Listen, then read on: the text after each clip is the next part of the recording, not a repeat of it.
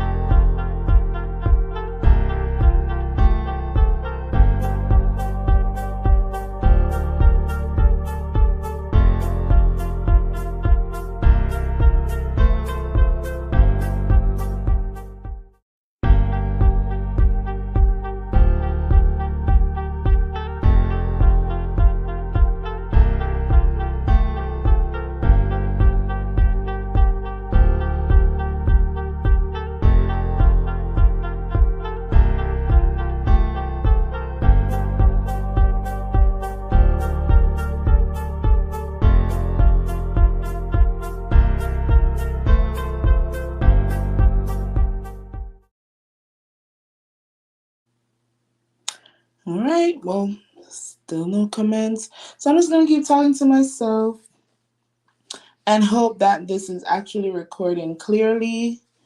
So let's jump into it.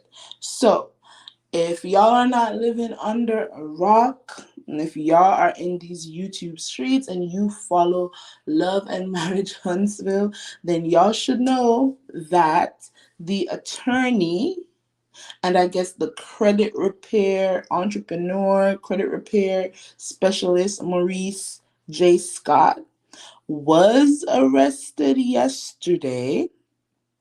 And let me pull up the image. He was arrested yesterday for driving under the influence, a misdemeanor, and in brackets they have alcohol, so we can just go right ahead and assume what that arrest was about. But yeah, Maurice Scott was arrested yesterday in Madison County, Alabama. He's a cast member of Owns Love and Marriage Huntsville, in case y'all don't know. And as I said, his charge description was driving under the influence, misdemeanor, and in brackets, they have alcohol. Now, Maurice joined his brother on, what was it, episode 2 or 3 of Love and Marriage Huntsville, in calling Melody's fan base deplorables. And we're going to talk about how Marsau doubled down on that during his interview with Dustin last night on Carlos King's YouTube channel. But let's give some facts, because it is deplorable to drink and drive. It is not safe. It is reckless, not only for the driver, but if the driver has a passenger, or for the people who are out and about while this person under the influence is driving, it is dangerous for them too. So the National Highway Traffic and Safety Administration, the NHTSA, in 2022, y'all, reported that over 13,000 people were unalived because of a drunk driver.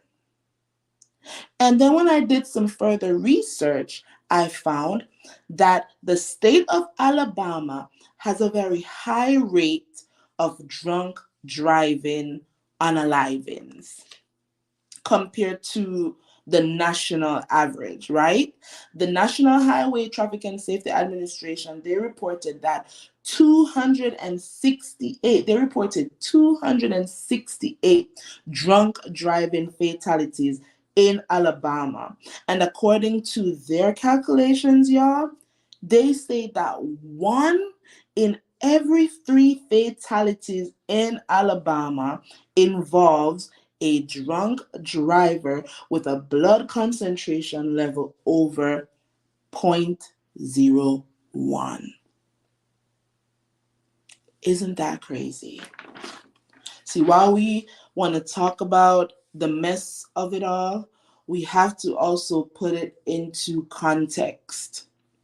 We also have to put it into context how dangerous it is to be driving under the influence. Call an Uber, call a friend, call your wife, call your brother. It's deplorable behavior to drink and drive. And I'm not the one saying he was drinking and driving.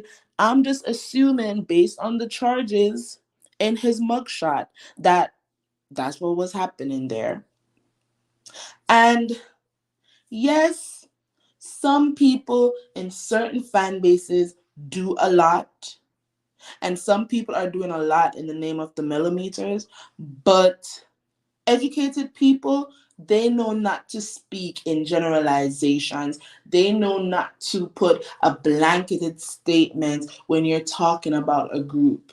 So for them to have said with their chest, the mellometers, the women who follow Melody are, or are fans of Melody, are deplorables, and then all these things are coming out.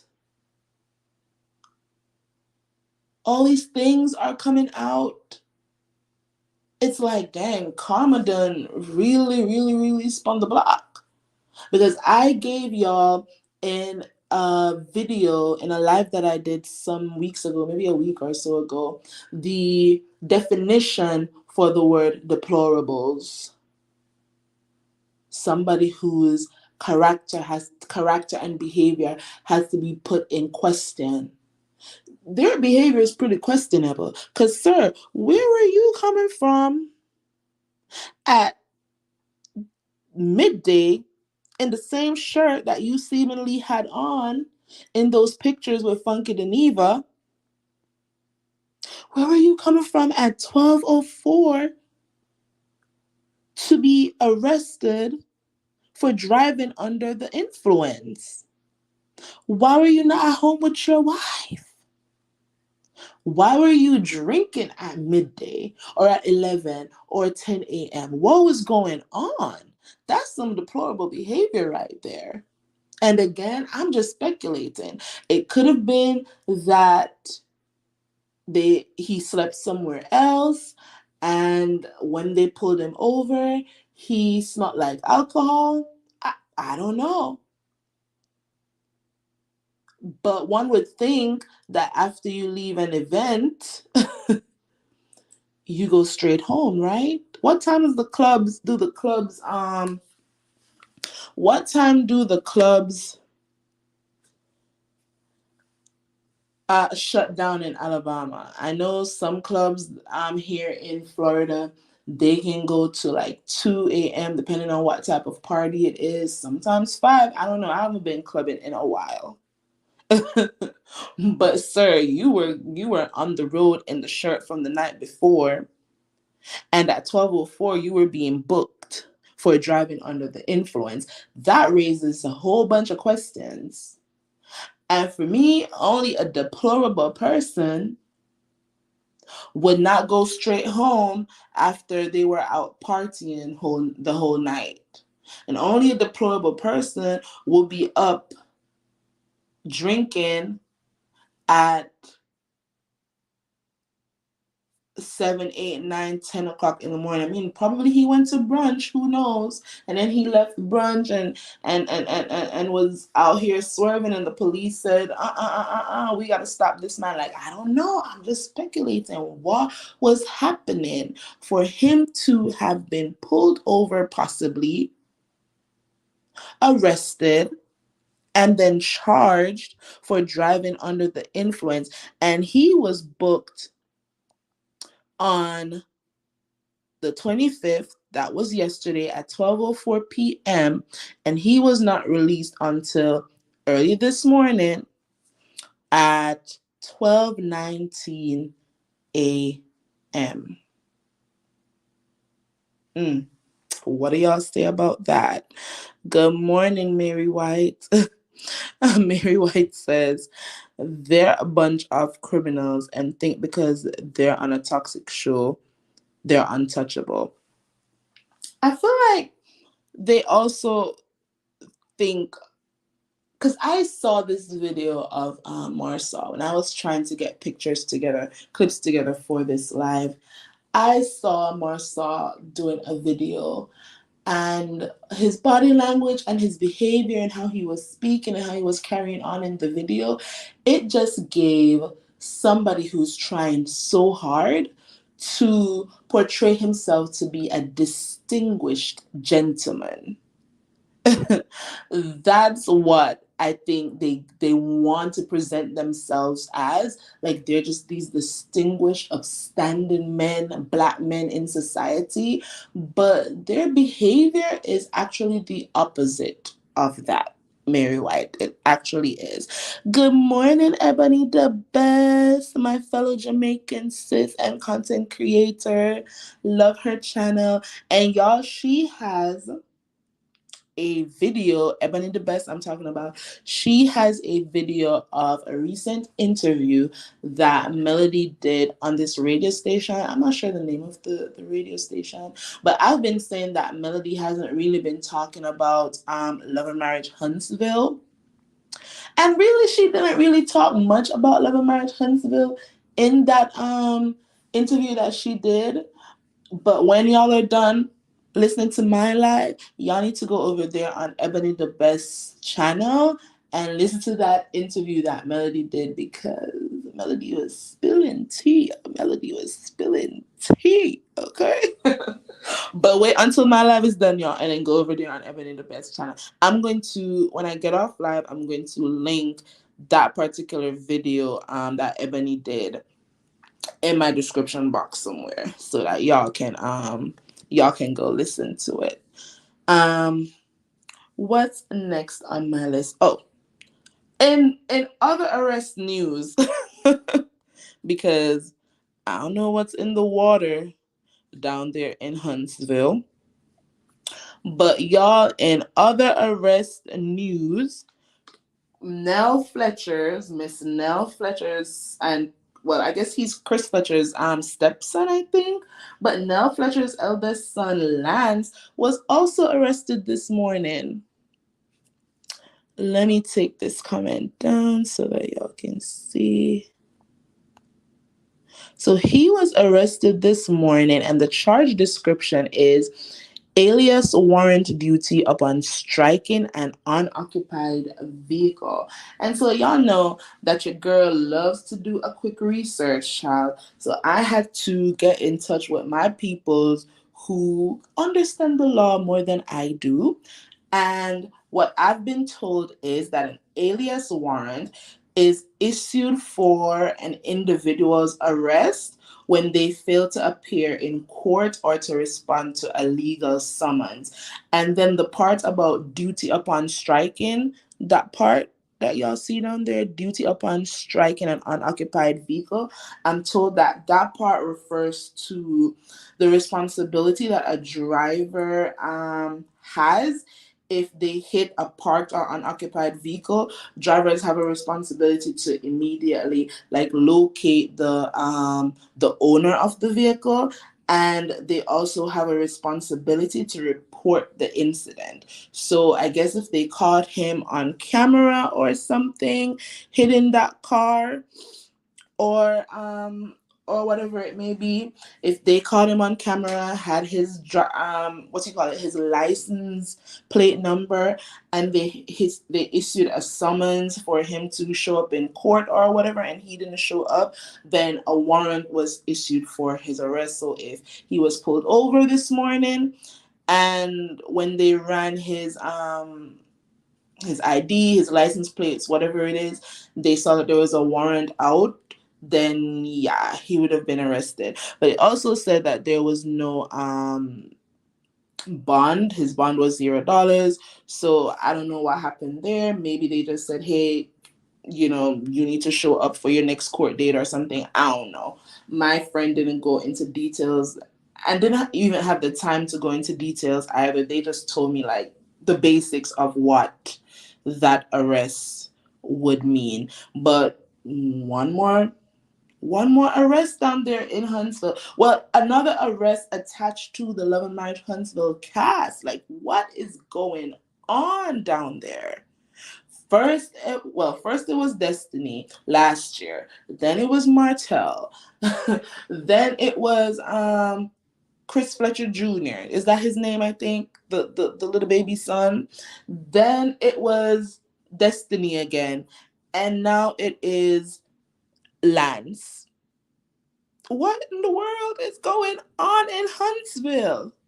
This is starting to become, and I said it yesterday on somebody's channel, that this is starting to feel like Love and Marriage Huntsville after lockup. That is what it is given. It's not making any sense why all these people are being arrested back to back to back. Well, we know why Hotel was arrested. And with him, appealing the court's decision, there might be another arrest in his future if, when discovery comes into play and they find that he still had that video. Because he said last night on the episode, I saw the clip, he said that, and threw coleslaw right up under the bus, y'all. He threw coleslaw under the bus because what he said was, and I'm not going to quote him because, foggy brain, I'm not going to say that this is what he said word for word. But basically what he said was, Ariane saw the picture in his phone, but I don't think it was just a picture. I think it was a whole video. He said that Ariane saw it in his phone, and the minute she saw it, he deleted it. Now, how does he know that she did not send that video to herself before he allegedly deleted it? How does he know that? She's the one on phone calls telling bloggers that she has the video and she can send it to them, and her sister has seen it, her cousin has seen it, maybe her mama has seen it, who knows? She's the one that was on a recording saying that. So how does he know that she doesn't have it? It's a simple thing to hit share and send it to your WhatsApp or send it to your messages or airdrop it to your phone. That's a simple thing. And he doesn't look smart enough to even know that it's possible for her to have airdropped that video to herself or that picture to herself. And if she has it or had it, it can be traced. So him putting it out there, one on the Tasha K interview, and then in this scene that he did with Nell and then Chris Fletcher, he's literally setting that girl up to take a fall. But good for her because she wanted to be attached to him so badly. And clearly he's just been using her for all these years. And now he's about to use her to get out of paying the price for possibly showing people these images of Melody or this video of Melody. She's about to take the fall for that because he wanted this to be a trial. And when a trial is happening, discovery comes into place. They're going to be combing, Melody's lawyers or the prosecution is going to be combing through everything that they possibly can to find the evidence that it was not just that he sent this threat to Melody, but that he has been showing people these images, and one of the people who has the image is possibly Coleslaw. And I don't feel sorry for him, and I don't feel sorry for her, because you reap what you sow. You reap what you sow. Now let's talk about Destiny's interview with Danica over there on Bossip. Have y'all seen this interview, y'all? A mess. So in the interview with Danica, Destiny admits that she may have been wrong about considering Sonny as a friend, right? She says she can own feeling that the relationship was more than it was. Okay. And you're definitely right. Because Sonny was operating as a producer. A reality TV show producer, they have to operate in a space where they can get as much information from the cast member that they're assigned to, which means that they have to create like a gray area, y'all. Since we're dealing with, black and white and no gray areas, let me keep on theme. These producers, they have to create kind of like a gray area where they're doing their jobs, but they also have to be so friendly with these cast members that these cast members will feel comfortable in sharing their story or with giving them the story that can help to create what we now call storylines for these reality shows. So Sonny was doing a good job if Destiny felt like in giving Sonny little tidbits about her life, that meant that Sonny was her friend. I feel like, yes, in some ways, how Sonny moved in getting with Moses is kind of like, let me side eye you. But I also feel like it was just a work relationship that had some gray areas that would make Destiny feel like there was a friendship there. Because imagine being on a reality show, right? Imagine being on a reality show and you have to talk to this producer every time you have to shoot a scene. And they come to you and they're like, okay, what's going on in your life? And you're like, well, I'm going through a divorce.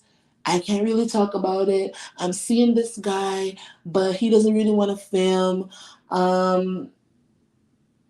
My dad is sick. Like, imagine telling the producer these details of your life. And then a year or two later, this producer is now with your ex. Like, you'd feel some type of way. But I don't feel like that means that Sunny was her friend, in the sense that Destiny's trying to make it seem. I even said on social media last night that I probably have to be more careful in how I call my coworkers hun and sweetie and and bestie. Like, I have to be more careful in how I say that to my coworkers, because truth be told, I am fun. I get along with everybody at my job. I kiki with almost everybody. And I don't want people to feel like when and if I should ever quit my job, that they're still going to have access to me. Since I've been living in the US, I've worked in two separate places. And in both of those places, I've had great relationships with the staff there, right? But after I left the job, the first job I left because, I was having my daughter and then maternity leave, and then I chose not to go back to that job. But after I left that first job, people would text me here and there, and they'll be like, "Hey girl, we miss you here," and blah blah blah blah blah. And I'll be like, "Yeah, I miss you too. What's up? What's going on?" And then a month later, we don't talk. 2 months later, we don't talk. And now it's 6 years later, I haven't had a conversation with any of those girls at that job. My second job, same thing. I had close relationships with, I'll let y'all know, I'm an early childhood educator, and I had a co-teacher at my second job that I worked at. And we were cool. We would talk about life. We would talk about our experiences. We would talk about relationships. I would go to her kids' birthday parties. We were cool. But when she left the job before me, and when she left, we would text here and there, and it was always like we were catching up. I'll be like, "Hey sis, what's up? Long time no hear from you. Hope you're good." Christmas comes around, I would, say Merry Christmas. Her birthday would come, because we're both born in the same month. I would say happy birthday, stuff like that. But it's what, 2024 now, and I haven't the last time I heard from her, or the last time we spoke, was, shoot, maybe 2021, 2022. So that just goes to show you that, yes, you may feel like you're close with somebody because you work close together, but when you're not in close proximity anymore, nobody's really obligated to be cool and to kiki like that. Yes, if she texts me today and say, "Hey girl, what's up? We haven't spoken in so long," I would be like, "Yeah, real talk, what's been up with you? How's your daughter? How's your son?" And it would feel like old times, but that still would not mean that we are best friends. I have two work friends who are my friends in real life, that I know when I quit, if I should ever quit this job or ever leave this job that I'm working at, that we would still maintain communication, because we're friends in real life. It's not just a friendship based on just work, right? And I'm not go into why that's the case, but for those other jobs that I was working at, that was really just some, we're work friend stuff. And now that we don't work together anymore, it's like nobody really cares to keep in touch, and I don't feel any ways about it. But I can use my experience to say, I don't feel like Sunny and Destiny were friends. I really don't. Sunny was doing her job. When she left, she would probably communicate with Destiny here and there. Sometimes how we speak as women, we'll say, "Hey sis," and "Hey hun," and "Hey dear," and "Hey babe," and all these things. But it's just how we talk. It doesn't really mean that there's like this close bond there that Destiny is trying to say existed between her and Sunny. And Sunny has said several times that they wouldn't text on a regular basis. It was really like, it was very infrequent. So I don't know why Destiny's trying to make it seem like they were texting and calling each other every day. I don't feel like that was the case. Sunny said that sometimes Destiny might text her and she wouldn't respond, and then she would go weeks without responding because her focus isn't Destiny. But yeah, when she does respond to a message, it will be a quick, yeah, hope you're good, blah, blah, blah. And they kept it moving. So again, I feel like Destiny is kind of manipulating what she's presenting in a way, because she wants Sunny's actions to appear as malicious as possible. And I don't feel like Sunny and Moses falling in love with each other was about being malicious. I don't feel like that was the case. Yes, it's messy. Yes, it's a messy situation given Sunny's role as Destiny's former producer and probably having certain information about Destiny that we're not privy to. And yes, it's messy because Destiny was dating this guy. Yeah, it's messy, but I don't feel like them falling in love and getting married was to be spiteful. I don't feel like it was to be mean to Destiny, or as I said, to be malicious. So her trying to put this information out there in this Bossip interview, saying that, as her producer, Sunny was, she can see now how manipulative Sunny was being. And I'm like, Destiny, that you're being untruthful right now. You're being untruthful in saying that. How is that? How is Sunny doing her job? How is that manipulation just because she's now with Moses? Moses wasn't on the show. She didn't have conversations with Moses as a producer for the show. So I don't understand how that would be manipulation in any sense of the word. And then another lie that I felt Destiny told in this Bossip interview with Danica was that she does not remember how Sunny poured into her. Destiny, why? Why is it so hard to say, yeah, she helped me get um that Monica opening act gig? Why is it so hard to say that? If it happened, it happened. I don't feel like Sunny lied about that. I honestly don't feel like Sunny lied about that. She has too much detail about that whole Monica show being put together for it to be a lie. And Sunny said that when she got Melody and Destiny that gig, she was doing it from the standpoint of being a producer and wanting to create this storyline where Destiny and Melody, they weren't in a great place, but maybe if they did this Monica gig together and it was filmed for the show in her city, St. Louis, then who knows? Maybe there would have been a come to Jesus moment between Melody and Destiny, right? So I don't feel like Sunny lied when she said, I poured into her this way because I saw that she was going through some things, and I felt like if she got this gig, it would be a confidence boost, and she didn't have money to foot the bill for certain things. And as a producer, I provided the money because I know Melody was going to show up like a boss, and I didn't want her to look stupid.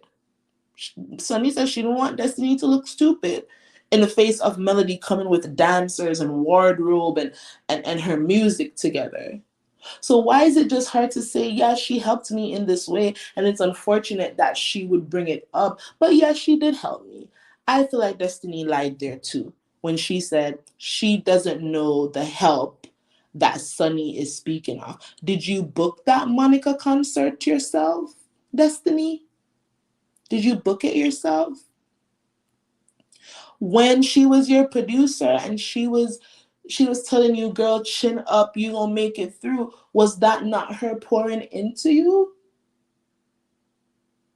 I don't understand why it's so hard for people to say, yes, at some point in my life I was in need, and these are the people that had my back. These are the people that helped me out. Even if these people are talking about it now, you can still say, it's unfortunate that they have to bring up the fact that they helped me, but the truth is, they helped me.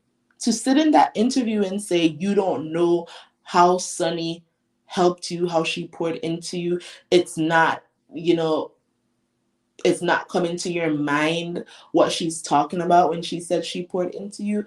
Destiny, you're being untruthful. You're being untruthful. And that's unfortunate. Uh, Good morning, Kay Hayes. You say she can remember that she was a friend, but not how she helped her. Why did she consider her a friend then? That, thank you. It doesn't add up. It doesn't add up. So y'all were just friends because y'all texted? Is that what you're saying? Y'all are friends because you went to a birthday party? Her sister invited you to a birthday party. Her sister probably invited you because her sister knew that y'all worked together and y'all worked closely together. I don't feel like that meant there was this huge friendship there. Just means that y'all liked each other and y'all were cordial and y'all were cool. Sunny has said Destiny was a cool girl. And that's what I can respect about Sunny. As much as the situation is messy and she could literally be dragging Destiny for filth, Sunny has maintained that, yeah, while she was working with Destiny, she felt like Destiny was a cool chick. She was down to earth. You know, they vibed. And sometimes that's all it is. Sometimes you just vibe with people. Have any of y'all ever been to have y'all ever gone to like an event and you go there with like your best friend or your sister or something, and then you're at the event and you meet some other people there and y'all vibe for the whole night? And you're like, yeah, those are cool people. And y'all might exchange numbers, or you might start following each other on social media. That does not mean that y'all are friends because y'all vibe and y'all have a good time. Or y'all had a good time together. All that meant was the connection in the moment was real. But I don't mean that now y'all are friends because you're following each other on Instagram and you might like a picture and you might say, yes, girl, you look good. That doesn't create a friendship. There's a connection there. Now you've added somebody else to your network, but that doesn't mean that y'all are best friends or good friends. It just means that y'all are cool. And if y'all see each other in another club next week, y'all can vibe again. And eventually, y'all could build to a friendship. But in the meantime, it's just what it is. And I feel like that's what Destiny needed to have understood. Because in one breath, as you said, Kate, that she can't say Sunny never did anything for me, but then in the next breath, she wants to say, yeah, we were good Judies, we were good friends. It doesn't add up. It does not add up. So that was Destiny's interview with Danica. Two lies I felt like she told in that interview. Um, and wait, before I go to Marsau and Dustin's interview, I want to talk about the timeline real quick of Destiny and Moses. Now, I don't know if it's just me. Again, the way my mind works, I have to analyze and analyze and analyze and analyze for something to make sense to me, right? So when Destiny did that, Lamarcus, what's that man's name from the Dear Future Wifey podcast? When she did that interview with that guy, she said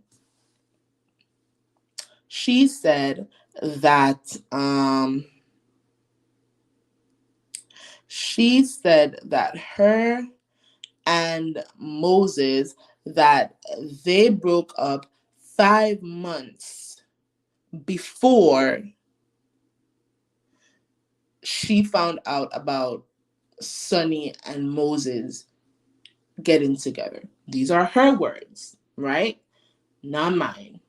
She also said in that interview that her and Moses had an on again, off again 15-year friendship or relationship. Again, her words, not mine. So, what I'm not understanding is how now you're sitting in this scene and you're saying that y'all didn't break up until August. When you decided to send a text message saying that you choose yourself, was it that y'all broke up in April? Because if we're doing the timeline and we're making the math, then April, May, June, July, August. That's like a 5-month span, 4 to 5 month span, right? So what she said in the Dear Future Wifey podcast kind of adds up to what Moses is saying. Moses said he told her in April that the relationship was just not working out and it's best they remain friends, right? I feel like from April to July, Moses was just out here doing his thing. He was sowing his wild oats into anybody who wanted him to sow it. But perhaps he still had a little door cracked open so that if while he was out here trying to find his perfect woman, if that didn't work out, he would still be able to slide back in on Destiny, as I feel they've done for the past 15 years in their on again, off again situation. So he left that door cracked. And how did he leave that door cracked? He said, you know what? From time to time, I'm going to text her good morning. From time to time, when I text her to see what's up, I'm gonna leave a little love you. If she calls me up and she needs money, I'm gonna send it. So that when I don't have anybody to mess around with, I can call her up because she'll be open. So the lines were very blurry. But in my opinion, when a man tells you he is done, it doesn't matter what else he's saying. In my opinion, it doesn't matter if he's still sending you money. It doesn't matter if he's still texting you good morning. He's playing games at this point. But he told you exactly where his mind was. His mind was, he's pretty much done. Not pretty much, he's done.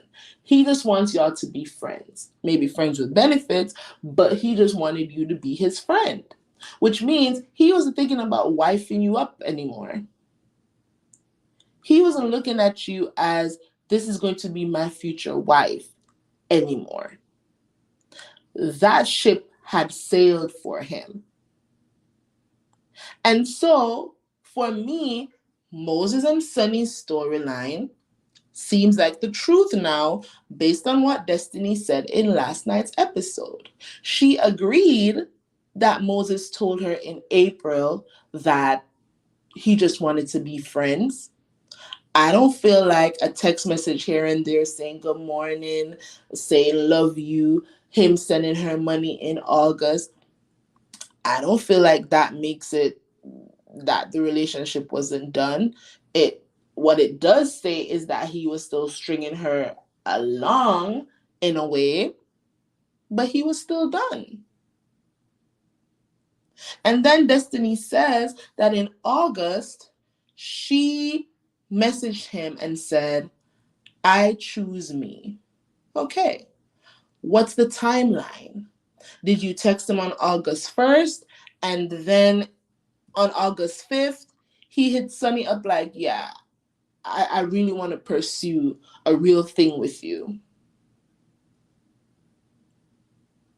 You're making their story add up, Destiny. You should have probably sat in that scene in that restaurant and just made him talk. But you just added validity to their timeline. He said he was done in April, might have still been texting you. In July is when he met Sunny and realized that they had people in common. And that's when he got his number, that got her number. Doesn't mean that they started a relationship in July. And then when you texted him in August and said you were done, the door is closed, ain't no cracks in the window or the doorway anymore, he decided that because of all the things he had in common with Sunny, that maybe he should pursue a relationship with her. And that's what he did. And yes, they moved super fast into marriage. They said they got married in November. But also their timeline, based on what they said on the Queen Sheba interview, their timeline doesn't state that they began dating in August. They started to talk in August. And I'm a Jamaican. So in Jamaica, we don't even date. Like, I'm just gonna keep it real, y'all. We don't really date. It's the talking phase, and the talking phase is basically I'm trying to see if you're my girlfriend, if you're my boyfriend. And then after the talking phase, it's okay, now you're my boyfriend, now you're my girlfriend. And and then the next step is now you're my fiance or maybe baby mama. And then it's marriage. So maybe in the Black community here in the US, talking means that now y'all are an item. I don't know. But for some people, talking just means now I'm trying to see if the door can be open for us to become something more than friends. And that's what Sunny and Moses' timeline states based on what they said on Queen Sheba's interview.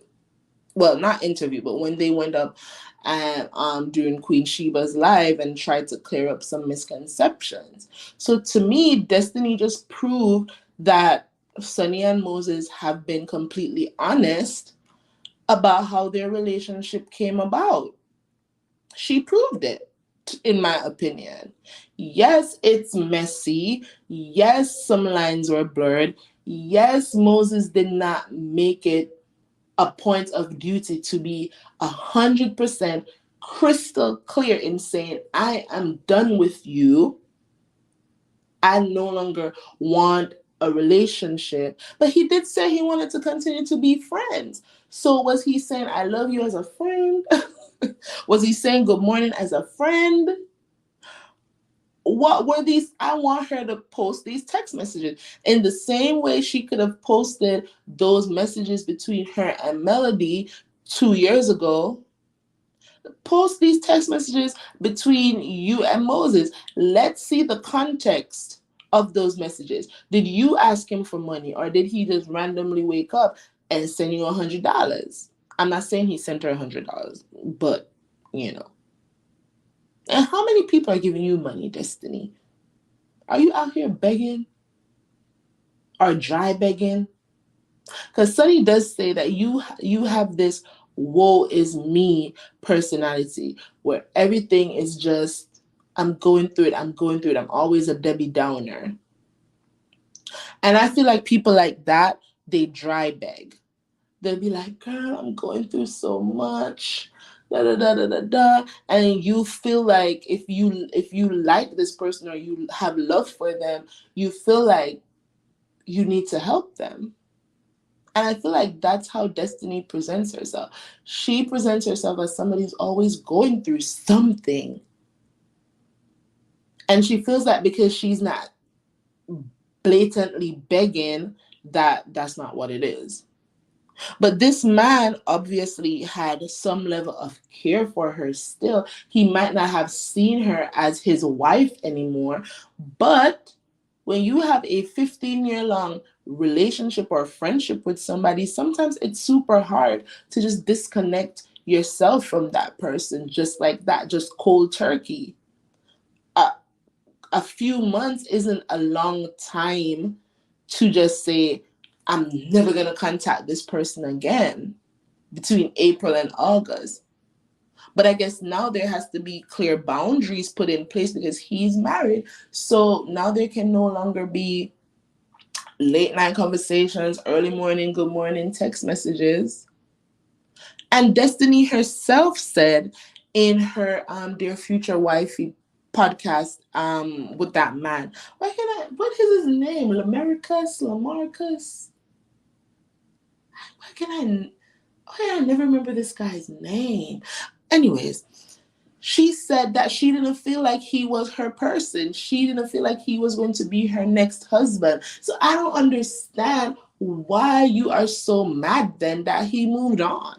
If you knew that he was going to be your husband and he felt like you was not going to be his wife, then why are we up in arms? As he said, oh, it's because it's sunny. You know, she probably would have been fine if it was anybody else, but because it was Sunny, because she felt like she had a close relationship with Sunny, is why she's pissed off, in my opinion. There's no other reason. Because if you didn't feel like this man was going to be your husband, why are you mad? Why do you need closure? I get it, you're on reality TV, but there's no amount of money Carlos King could pay me to have a sit down talking to a married man about why he moved on if I felt like he wasn't going to be my husband anyways.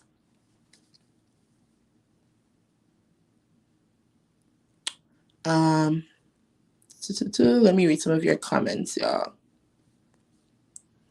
Mel is about to walk away from this toxic mess, and I hope that Melody Cherie does walk away. She said it's not going to happen before it's supposed to happen. When God says go, she's going to get the can I say that word? The HE double hockey sticks up out of there. And I pray that it's sooner rather than later so that the show is already imploded, in my opinion, but so that the show can just go away and she can come back, maybe on OWN, maybe on Nubian Network, maybe on Bravo, we don't know, but she can come back in a space where she has more control over what is happening on her show. And Carlos King, to me, seems like he's moving on to his new baby being that Family Empire show that's coming next month. So maybe if Carlos King has checked out and the show starts to just fizzle, it's no longer OWN's #1 show, then maybe the show will be done and Melody can move on to do bigger and better things. But at this point, this show is still her baby in a sense. It's the show that she pitched. She helped to cast all these people. This is part of the income that she has coming in for herself and her kids. Might be a small portion of her income, but it's still, we in the Black community, we're talking more and more about multiple streams of income, and this is one of the streams that she's pulling from. This is one of the streams. It gives her greater visibility, and Melody understands that because she's great at marketing. So she understands that being visible, being on TV also helps her brand. But the show as it is now, this wasn't her vision. And I'm sure she wants to go back to the original vision that she had for this show, which was to showcase Black excellence. And I hope eventually she can get her own show where she can really showcase that. Good morning, Rod Daniels. You say Mel just wants full custody of her kids so she can move away from Huntsville. Listen, she said that. She said that in one reunion backstage. She hates Huntsville, and everybody who knows her knows that she hates being in Huntsville, which is probably why she bought herself a little something down there in Atlanta so she can chill out and not be in Huntsville, especially when she does not have her children with her, in my opinion. In August, he wasn't dating Sunny exclusively, and Sunny admitted he was dating other women as well. And I agree. She said, when I met this man, he was dating other women. And people are up in arms about Sonny making that statement. I'm not one of those people. I feel like we need to stop being exclusive the minute we start talking to somebody. Date around, ladies. Date around. And dating doesn't mean that you are having, sexual relations with anybody. It just means that you're checking out your options. You're going on a date. You're sitting down. You're talking to this person. You're trying to see if y'all vibe. Trying to see if y'all have chemistry. You're trying to see if y'all have things in common. You're trying to see if this person can hold a conversation. You're trying to see where their political views are, or what their political views are, what their religious views are, what their views on your rights as a woman is. Date around. Nothing is wrong with that. So if that's what Moses was doing, trying to have sit downs and dates with different women to see who can match his drive, who matches his morals, who matches his religious perspectives, who matches with his political perspective, then that's fine. He was dating around, in my opinion. But I'm unorthodox in how I view relationships anyways, so that's a conversation for another day. But yeah, right? I don't feel like there was anything wrong with her saying when she met him, he was dating around.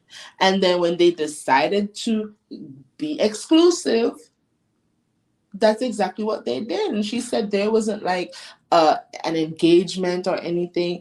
They just got to the point where they're like, why are we playing around? You know my family. You grew up with my family. You're in real estate. I'm in real estate. You're an entrepreneur. I'm an entrepreneur. I want to be married. You want to be married. You don't have kids. I don't have kids. Man, what are we doing? Let's just go get married. And that's exactly what they did. That's exactly what they did. And I watched so many documentaries and stuff like that with like World War veterans, and some of them will tell stories about how they've been married now for 60 plus years, 50 plus years, and when they met their wife, they came home from active duty. She was in a restaurant. They were walking by, their eyes locked. They talked for 2 weeks and then they got married. I've heard these stories over and over and over and over again, especially with, our grandparents and our great grandparents. So it's really not that far-fetched, especially when she's saying, he knows my entire family. He grew up with my cousins. My brother knows him. He's been around my family. When you find people connecting on that level, it might be a whirlwind romance that's not going to last. But for right now, they're in their honeymoon phase and it feels good to them. It feels like this is where we're supposed to be at. You're my person. And I don't feel like it's like that weird. I really don't. Destiny needs to see a psychiatrist. She's a narcissist just like her so-called brother Marta. I feel like she's very manipulative. I feel like she manipulates the truth a lot. She will put in, how about this? She sprinkles a lot of lies mixed with a little bit of truth, and then she throws it in the air, and she hopes that what you catch is the lie and run with it, while the truth falls wherever it may. Just like she was trying to throw in the air, put it this way. I called my son and on FaceTime, and Melody was in the background. She was going to throw that up there in the air and leave it. And she hoped, in my opinion, that Dustin, in conducting that interview, would not have caught the lie in that scenario that she put out there. If Dustin was a messy blogger, then what would have happened was he would not have asked a follow-up question, and she wouldn't have been put on the spot to clear up what she was putting out there. And that's what Destiny does, in my opinion. She throws up a lie, she throws up the truth, but her hope is that the lie is what you'll catch and run with. Like, that's the best analogy that I can give when it comes to how she speaks and how she does interviews. Just like when she told Miss Van, like, you need to be worried about pimping your daughter. Like, what are you trying to say? She threw something up there, and what she wants us to run with is something that's not a good look on Miss Van's part. But people who have sense, they're like, yeah, she's not making sense. How's Miss Van pimped her daughter out? Like, how? Unless what she was alluding to is some foolishness that Martell told her, the very same thing that he told Coleslaw, that Coleslaw was on that call, that disgusting call, saying to that blogger. Probably that's what she was alluding to. And if that's the case, then Destiny is a despicable person. Just like she was like, I know where all your bodies are buried, and I can expose your truth. Okay, once again, you're throwing up probably some truth in there, but mixing it with a lie, and you're hoping that what we will hang on to is whether or not the truth that you have about Melody is some crazy, not okay stuff that she's hiding, that if when we find out, we're going to be looking at Melody crazy. That's what Destiny does when she talks, and that's why I can't with her. 1 second, y'all.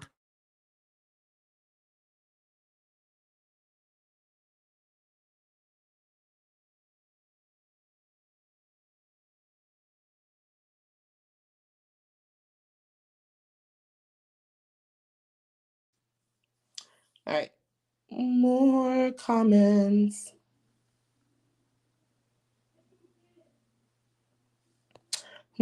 Moses wasn't talking to Destiny from what he said, that they hadn't spoken for some time, and that's when him and Sunny hooked up. And I believe that. I don't feel like the messages were frequent. I don't feel like he woke up every morning and said good morning. I don't feel like he said, I love you in a romantic sense. I don't feel like he was sending her money every day. I don't feel like he just woke up and sent her money. I feel like they didn't talk all of April when he said, let's be friends. And maybe in June, something happened and he felt like texting her good morning, and he did. And maybe something else happened and they were probably talking on a thread, and he signed the conversation with a love you or something, because at the end of the day, Destiny has also said that they have been friends for 15 years. So in that 15-year friendship, when y'all weren't together, when y'all weren't romantically attached, there was never a time when he sent you a text message saying love you, or sent you a text message saying good morning. Like, make it make sense. And even that whole that entire 15-year friendship on and off thing, I'm questioning it, because where was his wife? Excuse me, can y'all tone it down? Appreciate you. Thank you. Um, in that whole 15 years, was Destiny ever friends with his wife, his now ex-wife? In those 15 years, did the ex-wife know about Destiny? Did she know that her husband had this friendship with somebody who he was once intimate with?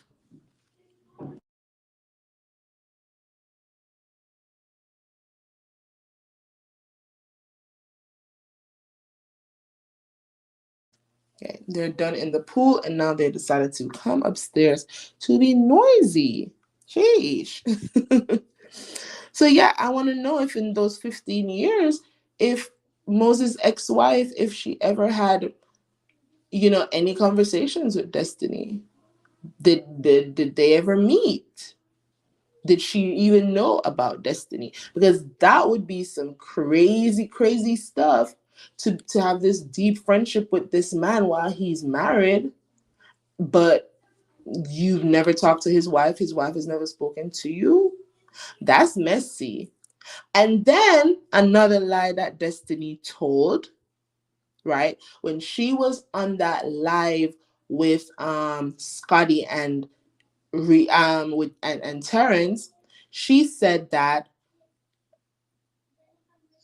what did she say? She said that they met when they were both single, and then for the time that he was married, they had no communication, and when she was married, they didn't have any communication until they were both single. So then how were y'all friends for 15 years?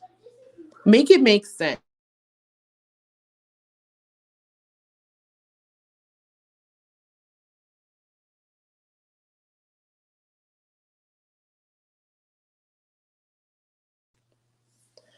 How were they friends for 15 years if they had no communication during the time that he was married?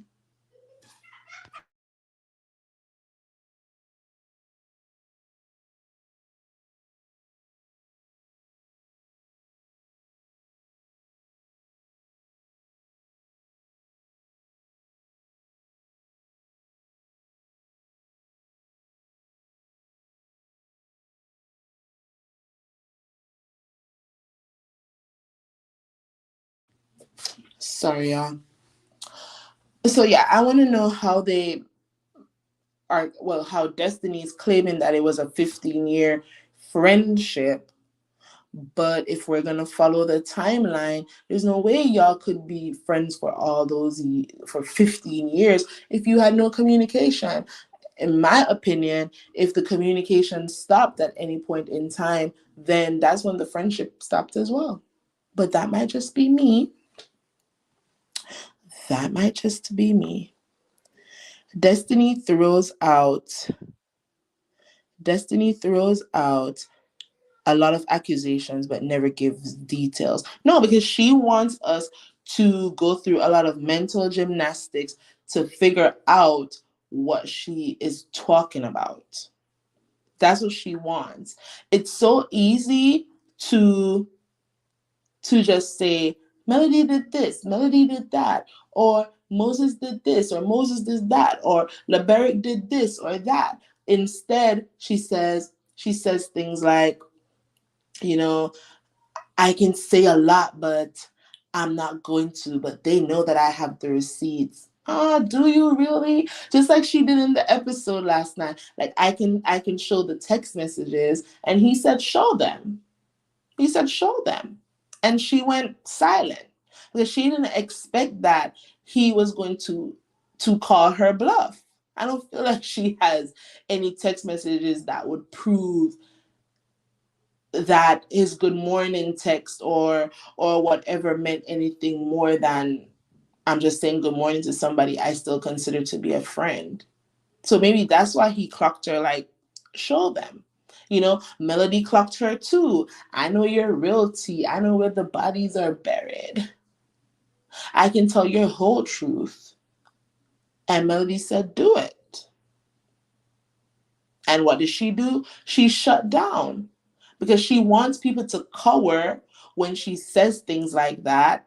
And then when they don't, she doesn't have a clap back because she didn't really have any ammunition. She did it last night again too. And she's like, if anybody has smoke for me, I'm going to burn the house down. Like, what are you talking about? What is that energy about? What is that energy for? You want to come back to the show on some rah-rah when all these other women are trying to be cordial? When they're trying to move from a space of talking about the same issues from season one over and over again? You want to come back with some drama that you created in your mind? Doesn't make sense.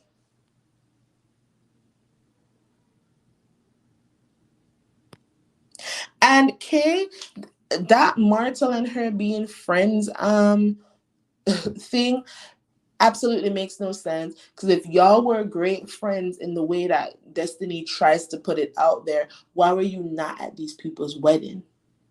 Why were you not at their wedding? Why did you stop communicating with him if there's no gray areas there? I don't need to stop communicating with my male friend who just got married simply because he's married. His wife is going to know me. I'm going to say, hey, girl, congratulations. He's a good one. Maybe. And sometimes we know as women that our friends aren't good ones, but we still gonna be fake about it sometimes. We gonna hope for the best if she chose to marry him. But yeah, there's no reason to take a step back from a friendship with a guy that you've been friends with since high school if y'all don't have anything going on or never had anything going on. You introduce yourself. You say, hey, me and your wife should go out sometime. You call him, you say, let me say hey to your wife real quick. Hey girl, what's up? Yeah, I was just checking in with my friend. We've been friends since high school. But what's going on? When are y'all gonna start the family? When are y'all coming to St. Louis? Oh, you know that I'm about to move to Huntsville. We should get together. That's what you do. That's what you do if there is no gray areas there between you and this man. My friend, my guy friend, I knew him since I was probably in elementary school, what we call primary school in Jamaica. He was a musician at my church, and we also dated for a little bit. It was just a little bit when I was in high school. And then when we got to adulthood, we remained friends. And when he got married, he invited me to his wedding. Well, even before I got married, when he was living with his then girlfriend who became his fiance, I would, because we were all, in the same musical circle. I was recording music at the time, and he was part of a band, and the band would be at his house. And so I would jump in a taxi, go to Ocho Rios, go to his house. His girlfriend would be there. I would chat with her. We would key. When they're out and about, in the town and I saw them, I would walk up to them, I would say hi, give her a hug. All is cool because there's no gray areas. That was some high school stuff. We were kids. That has no bearing on what we're doing in adulthood right now. So when he was getting married, he invited me to the wedding. When I got married, him and his wife were both at my wedding. I have pictures with them. We're still cool because, as I said, if nothing at all is going on between me and this man, then there's no reasons for me not to be cool with his wife after he gets married or when he's in a relationship. So Destiny, in saying in that Ooh Lady's first interview that when, and even on the reunion too, she said it, that when Martell and Melody got married, she took a step back because, they're newlyweds, and as a woman, I'm like, girl, that's some BS. That's some BS. That's a red flag right there. There's no reason to step back from a friendship. As women, when our female friends get married, do we step back from our friendships with them? We don't. So when you step back because your male friend is now married, that's a whole lot of suspicion right there. I'm side-eyeing you. You don't need to stop being friends with your guy friend because he's married unless you want him or something, or you're jealous and your jealousy is going to just be all on your face every time you're around his wife. Like, I don't know. But when Destiny said that, it didn't make sense. It didn't make sense. If this is your childhood friend from high school, then his wife would understand why y'all are going to continue to be friends even after y'all are married. they're married. So when she said that, I was side-eyeing her because it didn't make sense. Destiny did. Hi, D. Herford. How are you? Destiny did an interview with two main bloggers. I really like one of them, but he was minuing this morning for Destiny. I couldn't. I had to get off his live. And you know what? I don't know who you're talking about. Don't put his name in the chat. Don't put his name in the chat. But when she did that live the other night, I put like a whole bunch of questions on the community wall. And I was basically told those questions wouldn't be asked because it's not about Melody. And I was like, fine, because I still like the YouTuber. I love me some Scotty. If you know me, I love Scotty. And this is why I say that too. Let me, kind of pivot for a second. This is why I say that the cast members of Love and Marriage Huntsville, they don't know what they're talking about. Because I listen to a plethora of different viewpoints. I listen to different YouTubers for different reasons. And Scotty is not one of the biggest Melody fans, right? And when he's cutting up about Melody, I'm in the chat windmilling. I'm like, no, Scotty, you're not right. This is actually what happened. This, that, and the third. And if he's wrong about something, he will say, okay, I was wrong about that. This is what I thought happened, right? And so this is why I listen to different viewpoints, because there's some people who are open to correction, like Scotty, and there's some people who are not. When you provide Scotty with the facts, he will come back and say, I was wrong. Melody still might not be his favorite, but he can still say he's wrong. So when these cast members like Marsau and Maurice act like a lot of us, we are in this echo chamber where all we're listening to are the people who are 100% Team Melody, that's not true. Erica De Niro, she's one of them that I would listen to when she used to cover Love and Marriage Huntsville. She doesn't cover it anymore. I would listen to her. She's not a big Melody fan, but she tries to also be objective. And one thing Erica De Niro is going to tell you, when it comes to Martell, she is 100% Team Melody. And that's what a lot of us want at the end of the day. I could not care any more or less about Melody's friendships with Kimmy or Tisha or Destiny or whatever. I don't care about any of that, right? What I do care about are people's stands when it comes to Melody and Martell. And for the most part, the bloggers with sense, even if they're not fans of Melody, will tell you that when it comes to Melody and Martell, they are 100% Team Melody. And I can get behind that. I can get behind that. Good afternoon. Oh, good afternoon, Tyler and Timon's G Mom. How are you? Hope you're having a great Sunday. Right. So if I go to somebody's live and they are just providing false information and they're not open to being corrected, then I just don't go to their lives anymore. I don't. There was a point in time I even stopped watching Erica De Niro's commentary on Love and Marriage Huntsville because I didn't agree with, some of her points. But I still love me some Erica De Niro because when she breaks down pop culture, and I think she's a sociologist or something. So when she breaks down certain things from a Black woman's perspective, a Black sociological perspective, I love that kind of commentary.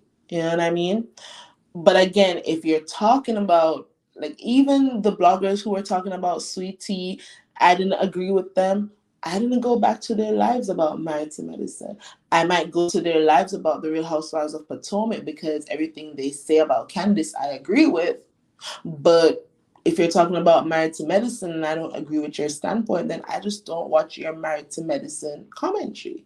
That's how I do it, because otherwise I'm going to be in people's chats being put in a timeout by their moderators, because I can't sit in a sit and listen to somebody just not tell the truth about the situation, or not have accurate context when it comes to a situation. Like, for example, y'all, people always say Melody put it out there that she gave Destiny money, and I am always correcting people that no, Destiny did an interview for a magazine. I think is some Atlanta magazine. And in that magazine, she talked about how Melody gave her money and how she tried to support Melody's launch of 7th Avenue, and Melody sent her the money back, and how she didn't feel like Melody was a good friend, and how Melody only does things for people in order to get something back. She said this in that interview, right? And after she said that, she did another interview where the interviewers asked her about the comments that she made about what Melody did for her, and how she said in that interview that Melody wasn't a good friend. And she kind of tried to elaborate on what she meant. Like, sometimes people only do things for you so that they can manipulate you into doing their bidding or whatever. So when Melody goes now and she does her interview with the Ooh Ladies First panel, they ask her about what Destiny said. And so Melody said, well, I don't know a bad friend who would go into their pockets and give out of the kindness of their heart and never wanting anything in return. And then Melody also, no. She went to the Carlos King's late night talk show, and Carlos asked her about Destiny saying that she gave her money. And Melody said, yeah, I gave her $5,000. And when Melody went to her Ooh Ladies First interview, she talked again about the money she gave Destiny because they asked her about it. But all in all, that whole money conversation came up because Destiny put it out there first. And there's so many people who don't have accurate context. They don't have the chronological order of events. They don't have accurate context. So what do? They say, oh, Melody talked about how she gave Destiny money. No. Melody would not have to talk about it if Destiny didn't put it out there, trying to manipulate the narrative or create a false narrative that the only reason why Melody did things for her is because Melody wanted her to do her bidding. That's how that all came about. And there are people who don't want to be corrected when you tell them the truth, when the facts is out there. The interview that Destiny did first is time stamped on that website, and I'm going to find it and I'm going to bring it back. Destiny's interview is time stamped. The Carlos King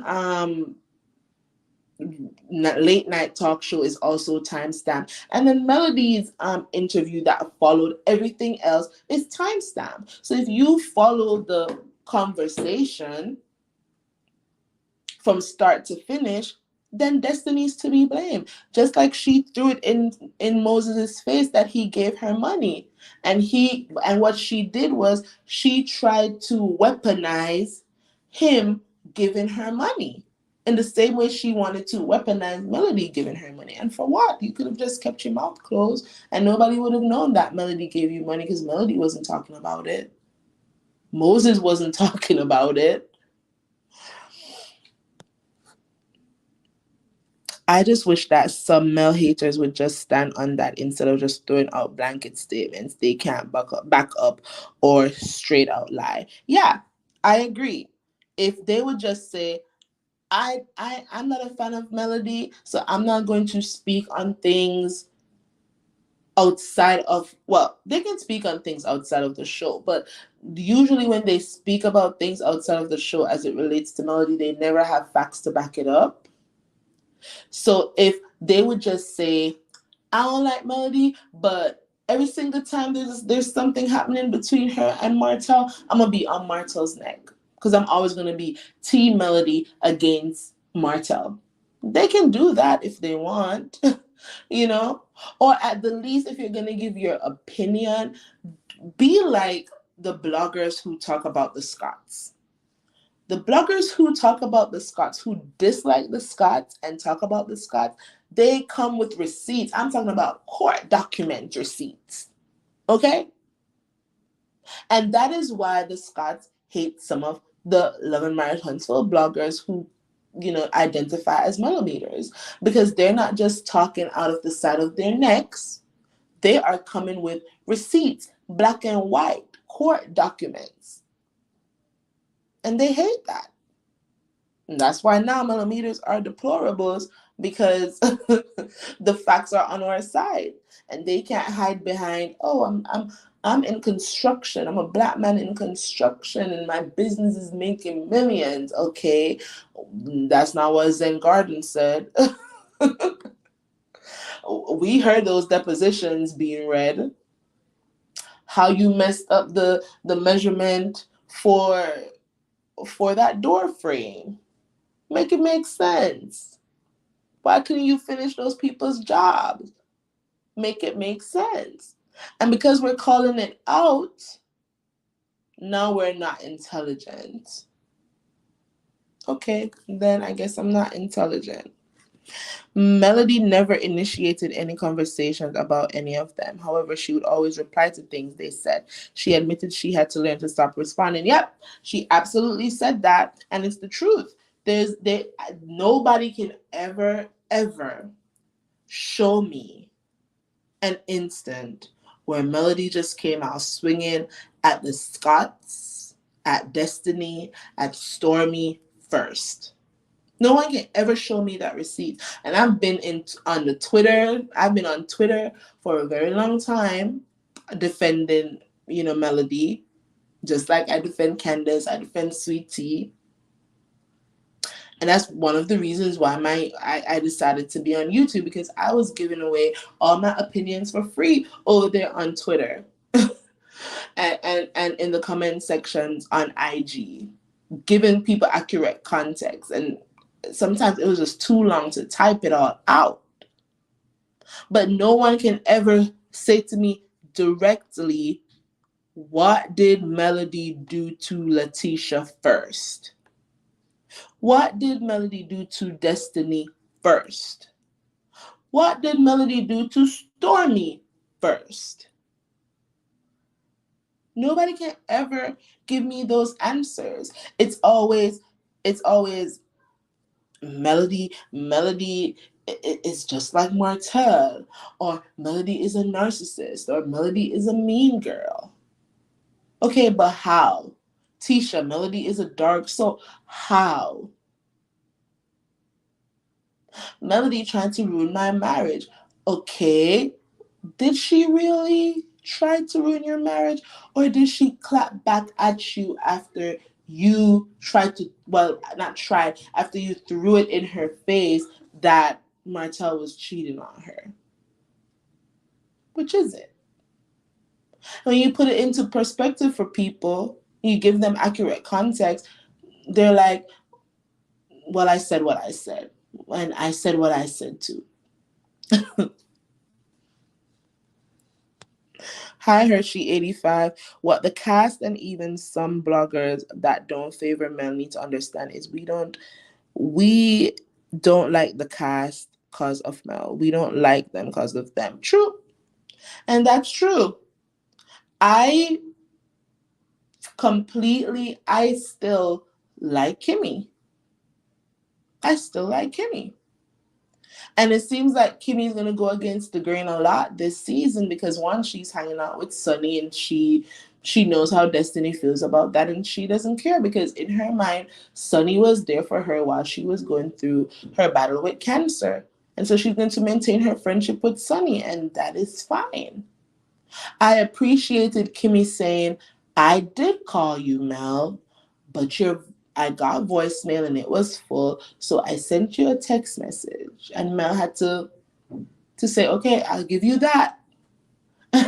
Yes, Kimmy has said some dumb stuff, and she is out here being a pick-me for her husband and for Martell. But season 1 and season 2, Kimmy, the I said what I said, Kimmy, the if Wanda claps, I'ma clap back, Kimmy. That's the Kimmy I like, and that's the Kimmy I want to see come back. So I still have like a soft spot for Kimmy. I don't dislike Letitia. I like the Letitia who's not trying to be messy when it comes to Melody. I feel like Letitia suffers from not wanting her husband to feel like she's going to follow in Melody's footsteps. And because of that, Letitia can't be friends with Melody because Marsau is going to be arguing with her about it. We saw that in season 1. Melody wanted taking Tisha to a networking event and Marsau was upset. And he said it on the reunion. He doesn't want Tisha to be a single mother like Melody. So I think that's what that is. And Tisha doesn't want to go against her mother either. She knows that her mom does not like Melody. And if she was to be chummy with Melody again, her mom would be on her peaches about it. Tisha can't think for herself. And if Tisha could think for herself, she would say, I really have no problems with Melody. I love the fact that in last night's episode, she said, I'm not even going to bring up that Melody insinuated that there might be something going on between Martell and Destiny. I'm like, good for you. Don't be messy. Because this is exactly why you and Mel can't be friends. Because you're messy. But I don't have like this deep hatred for Tisha. She annoys me sometimes. But outside of that, the dislike that I have is for the men, honestly, in their misogyny. That's who I have all the hate and lack of respect for. I can't stand the men on that cast. I really don't. And Stormy annoys me because she likes to throw stones and hide her hands. When she came out after Melody posted the launch of Sugar Mama's products, and all of a sudden there is a product line for Stormy's son that we haven't heard anything about since. And then she wanted to get mad because people were calling her out because we saw that it was shade at Melody, talking about real chemist knows it takes months to years to formulate a product. And I've been working on my son's line for how many years? And we have not seen this line for her son since she came out with that shady post. Came to last season wanting to make a big deal out of Mel not calling her for 2 months? Like, girl, get over yourself. Shouldn't you be a busy multi-millionaire running your company? You shouldn't even have time to remember who didn't call you or not.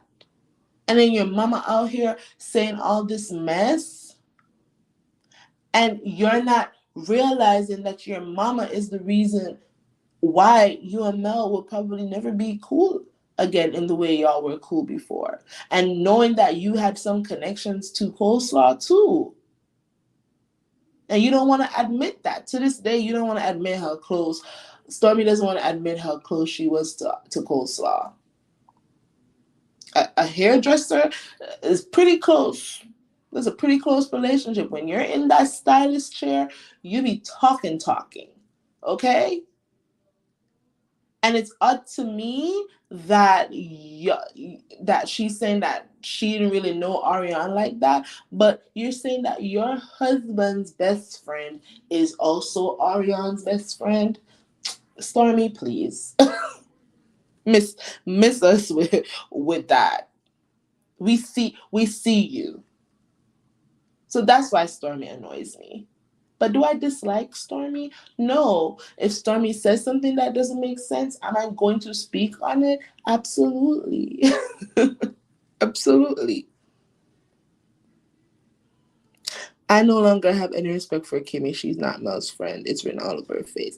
I don't feel like any of them are friends, honestly. I feel like they're cordial. They're cordial so that they can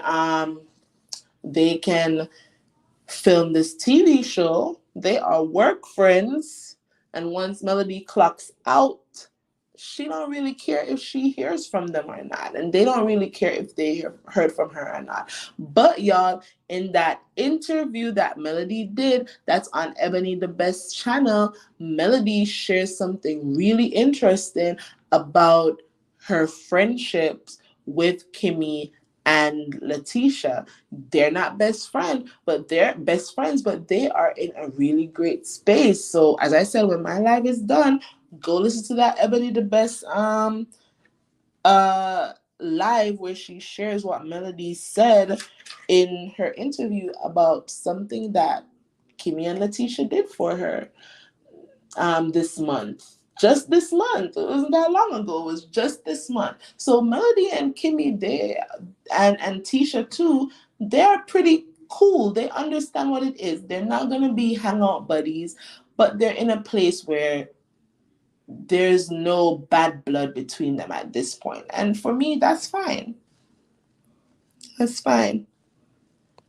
I always said this whole mess started with the men, mostly Martel, and the wives got sucked in, taken up for their husband. Absolutely. Absolutely. When Tisha and Melody had that sit down at the cafe Hershey in season 1, I didn't feel like it was Tisha's place to bring up to Melody what Martel said to Marsau about those 20 women. But Tisha had to do it because Tisha was fishing for a reason to have a problem with Melody in that scene. She really didn't have an issue with Melody. But the minute Tisha brought up what Martel said to Marsau, Melody went into I have to protect my husband mode. And so she said, how do you know that my husband is lying on your husband? And that became a whole thing. And Tisha decided, I'm going to throw in your face that your husband is cheating on you. And because your husband is cheating on you doesn't mean my husband is cheating on me. And Melody said, ain't no just because. Roll up to that bar at 3, 5 o'clock in the morning and see what he's doing, just like I had to do too. And that's where majority of the situation stemmed from. Martel getting in his feelings because he felt like all these other husbands are cheaters too, and he's the only one that got caught, and now they're clowning him for being caught. And so he said, y'all not gonna act like I'm the only one out here cheating when y'all got 20 girlfriends. And then what did Tisha do? She got that information from Marsau. Marsau didn't tell her to go confront Melody with that information. He didn't. He just gave her a heads up, like, this is what Martel is saying. I just wanted you to know so you're not blindsided. And Tisha brought that conversation to the cafe, caught Melody off guard because, girl, what are you talking about? I didn't even know that Martel said that. Really, is this what your problem is with me? Like, for real, for real? And then it became, how many seasons later, Melody tried to ruin my marriage.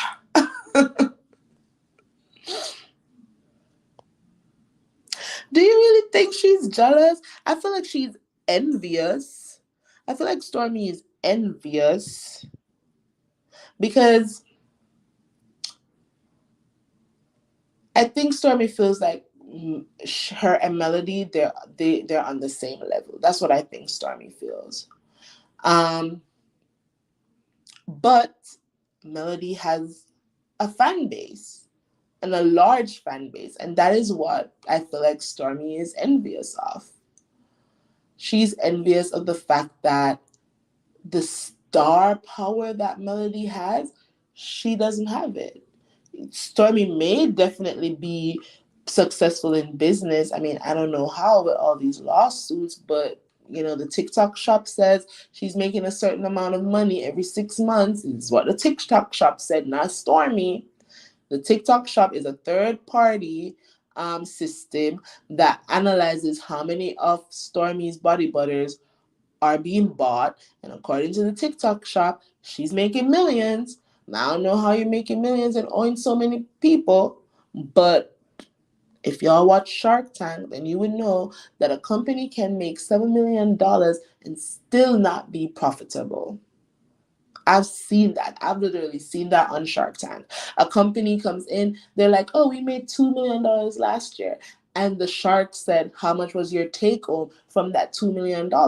And the entrepreneur says, well, there was no take home because we didn't make a profit. We're in debt. So that could be Stormy's story too, in my opinion, from a business standpoint. And from looking at the fact that she has all these lawsuits with her owing people money. It don't make sense. You're supposed to be able to pay off your loans, pay off manufacturers who you're buying things from. I don't know. So she's just, they say, y'all, that there are like these wealthy people out there in the world, billionaires, who are still fighting for clout, because having the money alone is not enough for them. Being successful in business isn't enough for them. They want to be famous. And I think that's Stormy. Being a businesswoman, being an entrepreneur, having products like her body butters that has gone viral isn't enough for her, because she doesn't have the star appeal that Melody has. She doesn't have the fan support that Melody has. Stormy wishes she was indeed the star of Love and Marriage Huntsville. And I feel like if there's another season, we're going to see that play out even more and more, that there is this silent competition that Stormy is in with Melody, where she just wants to be the top. She just wants to be the top one on the show and the top girl on the show, and it's not gonna work because Melody is the star.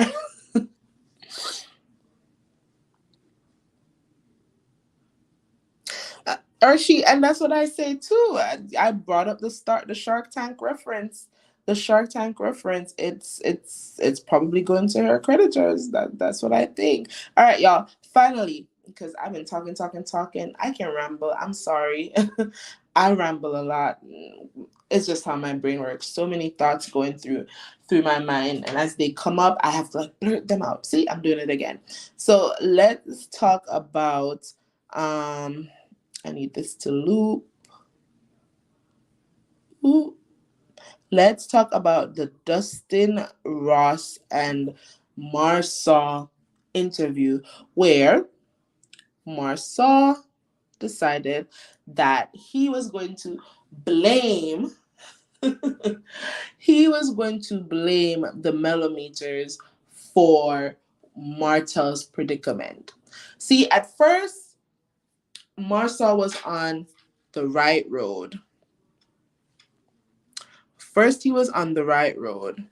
He said that he has no respect for Martel because it's the lowest of the low to even think or threaten to release Revenge P on your ex-wife. He feels like in a marriage, when a woman is vulnerable and she trusts you enough to create that intimate moment with you and then have it recorded on video, and then for you to weaponize it against her, he felt like that was just the lowest thing that Martel could possibly ever do, and he has lost complete respect for Martel, right? I was like, okay, this sounds different from what it sounds different from what you were saying to Martell on that episode, because it sounded more like you were trying to blame the millimeters for Martell's predicament. But when you're saying you've lost all respect for him, da da da da da, I was like, okay, I can get behind you saying this, because a broken clock is right twice a day, at least twice a day. So you can be right in your stance that you should absolutely have no respect for him. And he went on to say that jail might be the best place for Martell to sit and think about his actions and his behavior, and that Martell's kids are not going to they're going to get to a point where they're not going to forgive him. And that's all true. That's all true. You should have no respect for a man who would weaponize a video or an intimate image of his ex because he's mad about something, or to threaten it or harass her or any of that. DV at any level is wrong, whether it's emotional, verbal, physical, financial, spiritual. At any level, DV is wrong. So for him to say he don't have no respect for Martell anymore because of that, I was like, good for you for taking that stance. Good for you for saying jail is probably the best place for him to go and think about his bad behavior. That's true. Jail probably is the best place for that man. He needs a second to sit with his thoughts and to think about how his actions have not just impacted Melody, but has impacted his children. He's created 2 broken homes. He's created 2 single-parent households because of his behavior. And the fact that he's not trying to take accountability. Every time somebody talks to him about what he's done, he has to say, Melody was bullying me. Really? Bullying you? Bullying you because you got in your feelings because some content creator said that Melody won the custody case, the first custody battle? That's why he was mad.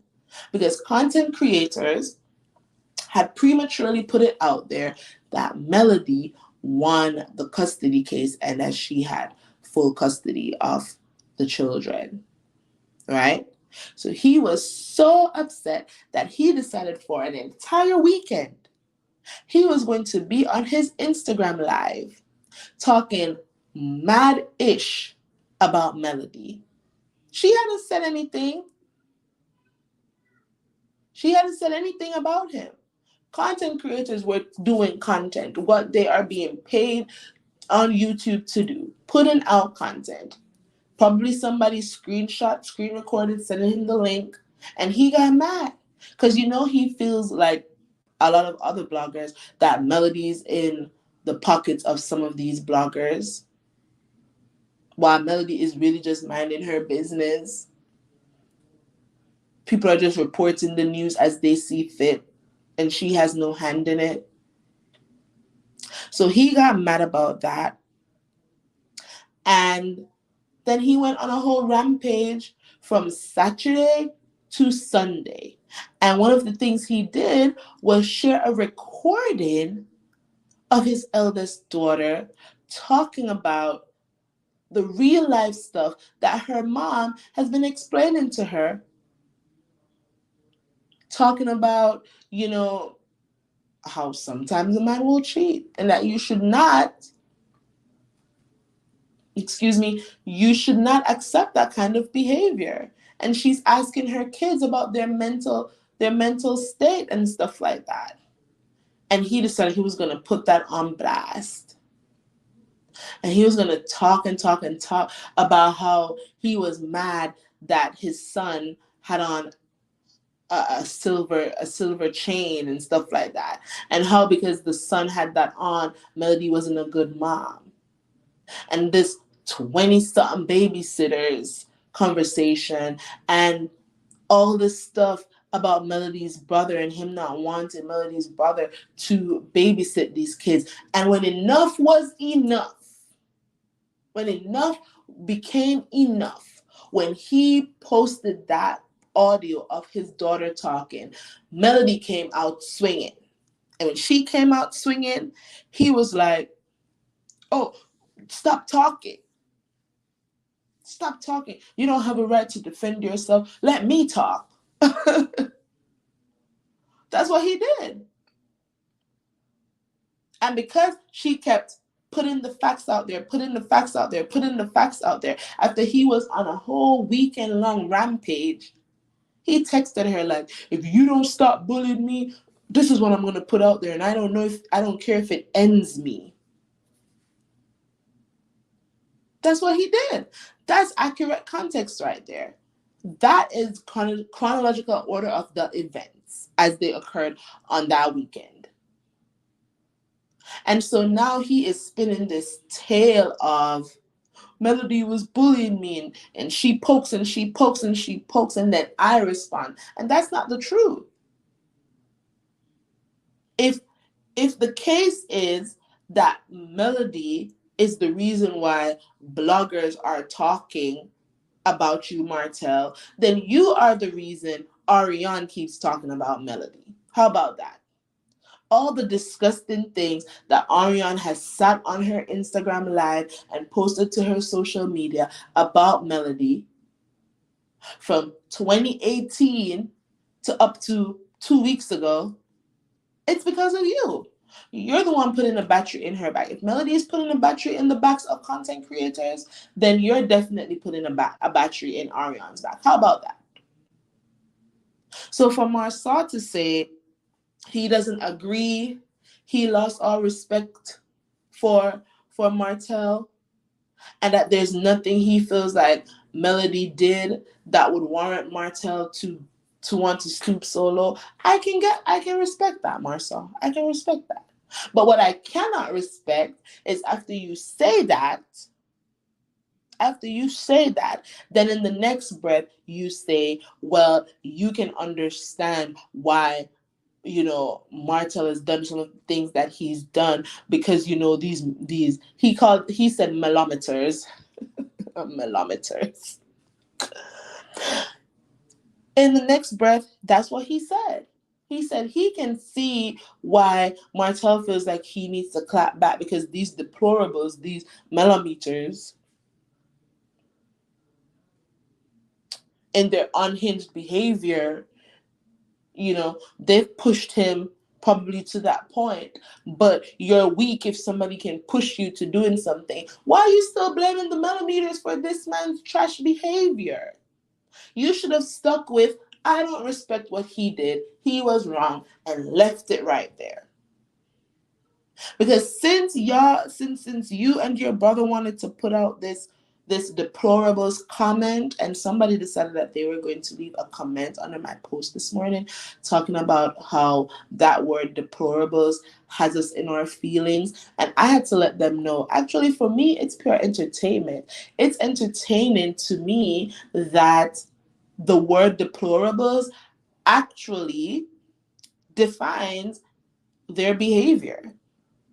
It defines a person who would drink and drive, knowing how reckless that is, knowing how dangerous that is, knowing how that could kill somebody, unalive somebody. Like, I can't with YouTube and these words, y'all. Jesus. That's deplorable behavior. Deplorable to boast about how your wife soldiered through it. She rolled over and she soldiered through it while she is struggling, going through chemo, and you feel like it's all in her head. That's some deplorable stuff. It's deplorable to not want to renew your wedding vows with your wife.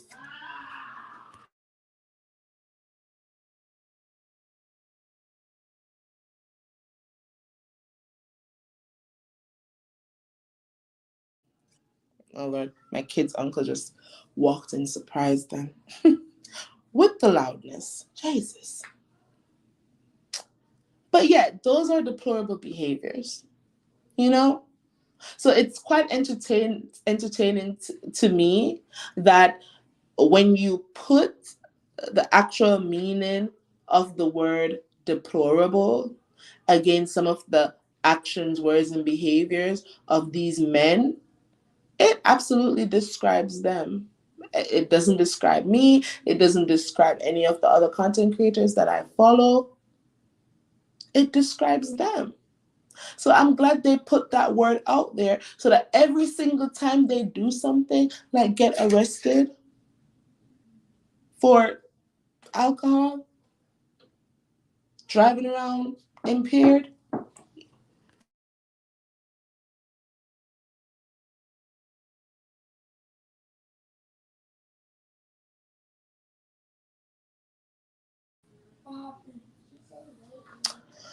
so yeah, every time they do something, I'm going to be out here saying, according to the Oxford Dictionary, your behavior matches with the definition of the word deplorable, right? Good morning, Latoya. Yeah, you missed a lot. I'm like almost 2 hours in, about to jump off of this live.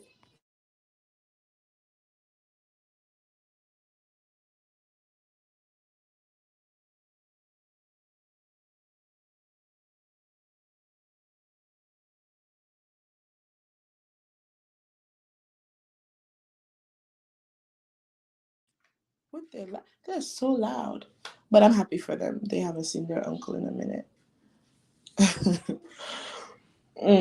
So yeah, I will be comparing the definition of the word deplorables to their behavior every single time they're in the news for some DUMB stuff.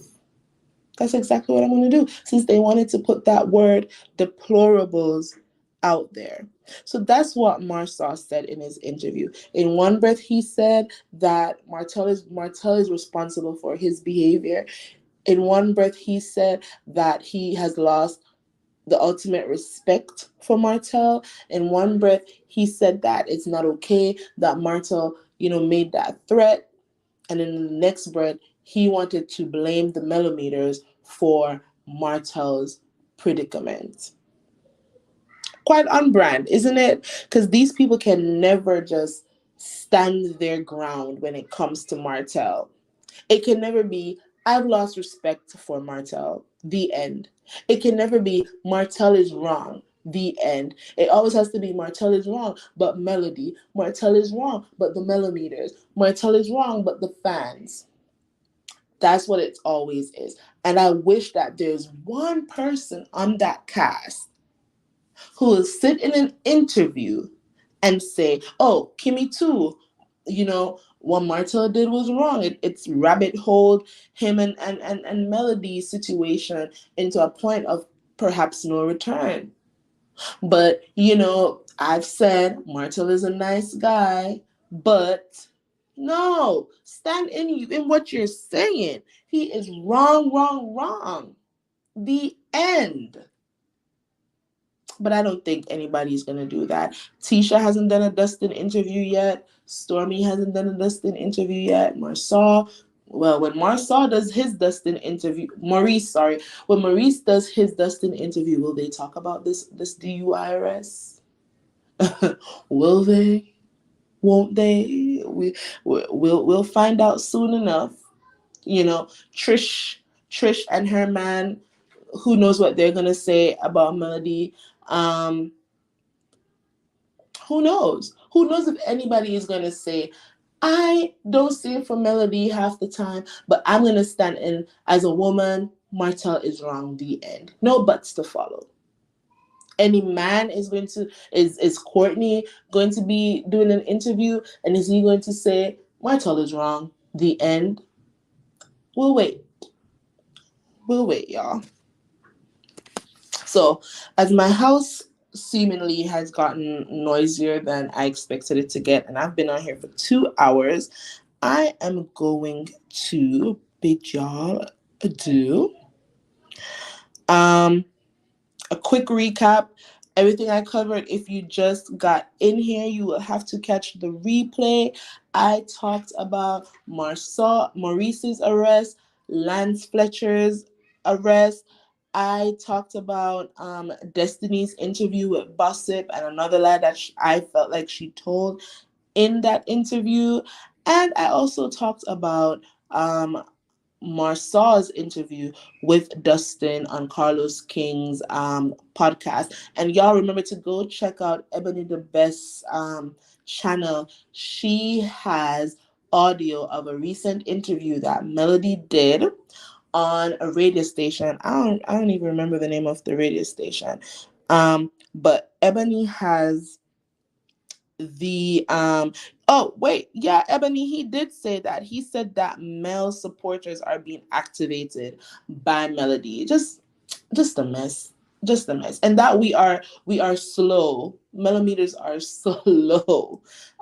I don't know about anybody else, but I come with receipts. I come with facts. Okay.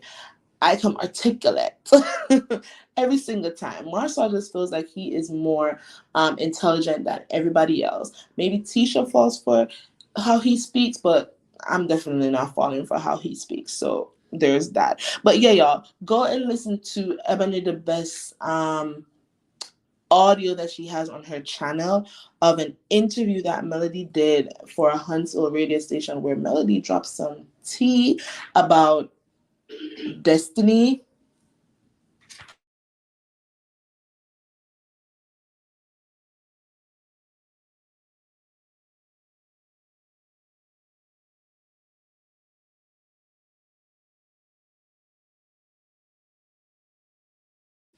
Just in my background, coughing in my stuff. Child. So yeah, those are some of the things I covered. Catch the replay if you are just hopping in here because I'm about to hop off. That's how I see it, y'all. Drop in the comment section below, replay gang, and tell me how you see things too. You got 2 hours worth of my voice to listen to. Like, come on. I feel like I entertained a little bit. I'm getting better at going live. I'm going to keep doing it more so that I can grow. But I still love my pre recorded stuff. As soon as I can clear up some more space on my phone, I'm gonna go back to do my pre-recorded videos, but I'm kind of liking going live, and I figured out how to get the videos on StreamYard, so I'm learning. So as I said, that's how I see it. Drop in the comment section below, replay gang, and let me know how you see things too. Please remember, like this video on your way out if you have not liked it yet. Like this video, subscribe to my channel if you haven't done so yet, and share the link to this video and any of my other content that y'all feel needs some more crowd. Subscribe and also follow me on, why am I not remembering my stuff?